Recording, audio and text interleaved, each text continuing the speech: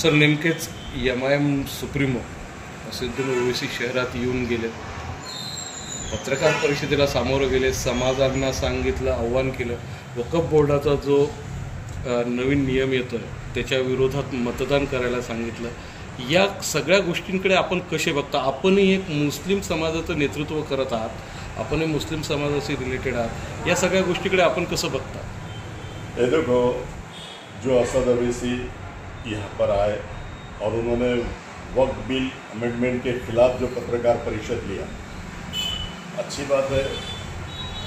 वक्फ bill के खिलाफ पत्रकार परिषद लेना, हम भी बोल रहे हैं, हमारे सुप्रीमो आदरणीय बाला साहब अम्बेडकर भी बोल रहे हैं, हमारे तमाम मुस्लिम समाज के लोग बोल रहे हैं, तमाम उलमाए मौलानाए मौज़न हमारे वो लोग बोल रहे हैं, दरगाह कमेटी के लोग बोल रहे हैं, मस्जिद कमेटी के लोग बोल रहे हैं, उसमें तुमको बताऊं मैं कब्रस्तान कमेटी के लोग बोल रहे हैं. ये होना चाहिए क्योंकि प्रोटेस्ट करना, उसके बिल के खिलाफ ईमेल डालना, बिल के खिलाफ सब लोगों ने बोलना चाहिए. लेकिन सबसे पहली गलती असद अवैसी ने बिल के बारे में बोला, उसके बाद जो राजकारण की बात उन्होंने किया, जैसे कि 5 कैंडिडेट उन्होंने डिक्लेयर किया, ये नहीं करना चाहिए था.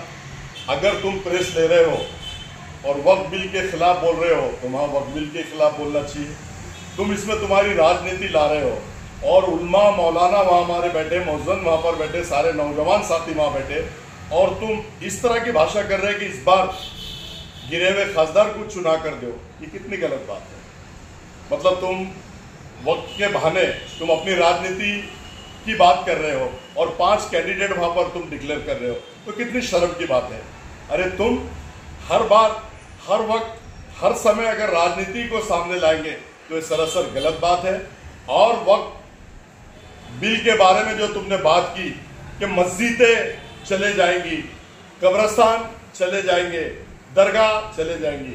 अरे चाहे मोदी सरकार हो या इतनी बड़ी और किसी की सरकार हो, किसी में वो ताकत और वो हिम्मत नहीं है कि हमारी मस्जिदों को नस्ते-नाबूद करे, हमारी दरगाहों को नस्ते-नाबूद करे, हमारे कब्रिस्तान को नस्ते-नाबूद करे. तुम बोल रहे हो कि कल दफनाने के लिए लोगों को जगह नहीं रहेगी. तो मोदी सरकार जो यहाँ पर चल रही है हिंदुस्तान के अंदर, ये भारत रत्न डॉक्टर बाबा साहब अम्बेडकर के संविधान से चल रही है. ये हिटलर शाही नहीं है, ये हुकुमशाही नहीं है. मोदी सरकार हो या अमित शाह हो, किसी के भी पावर में इतना दम नहीं है कि किसी के मस्जिदों को नस्ते-नाबूद करे, किसी की दरगाहों को नस्ते-नाबूद करे और वक्फ प्रॉपर्टी छीन ले. बिल को विरोध करना चाहिए, लेकिन लोगों में जो भ्रम फैला रहे हैं, लोगों में जो गलत बात पैदा कर रहे हैं कि ऐसा होगा, मस्जिदें जाएगी, दरगाह जाएंगी. सरकार किसकी भी हो, मुसलमान कौम और मिल्लत पूरी सक्षम है, उल्मा मौलाना पूरे सक्षम है, और इस तरह की बात करके और मुस्लिमों को डराने वाली बात ये कर रहे हैं और अपनी राजनीति चमकाने वाली बात कर रहे हैं. और जैसा उन्होंने कहा कि वक्फ प्रॉपर्टी अल्लाह राह में कोई वक्फ कर देता है, अल्लाह के नाम पे कोई वक्फ कर देता है, और ये इसलिए वक्फ करता है प्रॉपर्टी कि गौर, गरीब, यतीम, यसीर, बेसहारा, जो गरीब तबका है मुसलमानों में, उसका फायदा उसको होना चाहिए. आज पूरे हिंदुस्तान की भी बात मैं आपके सामने करूंगा. अनेक वक्फ प्रॉपर्टी है. हैदराबाद में कई हजारों एकड़ प्रॉपर्टी है, महाराष्ट्र में कई हजारों एकड़ प्रॉपर्टी है, पूरे हिंदुस्तान में कई लाखों एकड़ प्रॉपर्टी है. तो आज जिस तरह की ये भाषा कर रहे हैं कि गौर गरीबों को इसका फायदा होना चाहिए, तो आज मुझे बताओ आप, कहाँ गौर गरीब वहां पर उस पर बैठा हुआ वक्फ प्रॉपर्टी? अरे वक्फ प्रॉपर्टी पे जितने भी जागीरदार है, जितने भी धन्ना सेठ है, जितने भी राजनेता है, जैसे असद अवैसी हो गया, उनके अनेक आमदार हो गए, उनके अनेक, ये शक्ति कपूर जो खासदार है गिरावा, इसके पास 100 एकड़ जगह है औरंगाबाद शहर में. हैदराबाद में इसके पास जगह है, 1200 एकड़ जगह असद अवैसी के पास है. अरे जब तुम गौर गरीबों को इसका फायदा पहुंचना चाहते हैं, गौर गरीबों को इसका फायदा देना चाहते हैं, तो अपने पास जो प्रॉपर्टी है वो गौर गरीबों में बांट दो ना, तो हम तुमको मानेंगे. आज तक आपने देखा होगा जितने भी धन्ना सेठ है, हैदराबाद में अनेक वक्फ बोर्ड की जगह प्लॉटिंग करके बेची गई. शक्ति कपूर ने वहां वक्फ बोर्ड की जगह लेके बड़ा फार्म हाउस भव्य बनाया हैदराबाद में. ऑथेंटिक बोल रहा हूं आपको, इसका फार्म हाउस है हैदराबाद में. नासिक में इसने वक्फ बोर्ड की जगह लिया, पीसा देवी में इसने वक्फ बोर्ड की जगह लिया, ढोरकीन में इसने वक्फ बोर्ड की जगह लिया, दौलताबाद से लेके खुलदाबाद तक इसने वक्फ बोर्ड की जगह लिया। अरे तुम नेता लोग और धन्ना सेठ लोग और जितने भी वक्फ बोर्ड के मेंबर है, जितने भी चेयरमैन है, जितने भी वक्फ बोर्ड के मेंबर होते हैं, इसने कहा कौन से गौर गरीब को दिया? आज मेरी जहां तक नजर जाती है, वक्फ प्रॉपर्टी पे एक भी गौर गरीब यतीम यसीर बेसहारा नहीं बैठा हुआ है। आपको जमीन पे डाका डाला हुआ है ये लोगों ने, वक्फ बोर्ड की जमीन हड़प किया हुआ है, यतीम यसीर गरीब बेसहाराओं की जगह हड़प की है। कितनी शर्म की बात है। और इनको कोई हक नहीं है कि यतीम यसीर बेसहाराओं की, इनको क्या जरूरत है?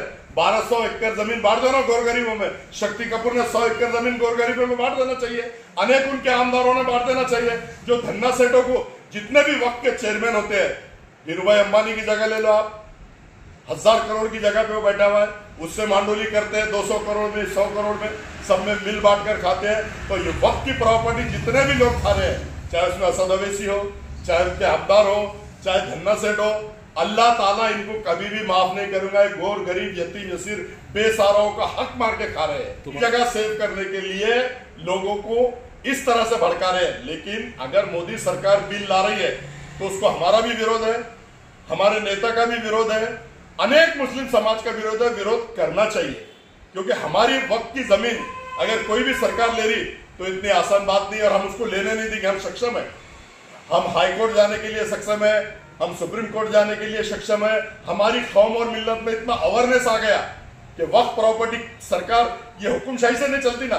मुस्लिम समाजाबरोबरच काँग्रेस आणि उबाठा उद्धव बाळासाहेब ठाकरे यांनी पण या बिलाला विरोध केलेला आहे। सवालच आता नाही। बाळासाहेबांनी विरोध केला, राहुल गांधीने विरोध केला, अखिलेश यादव ने विरोध केला, आरडी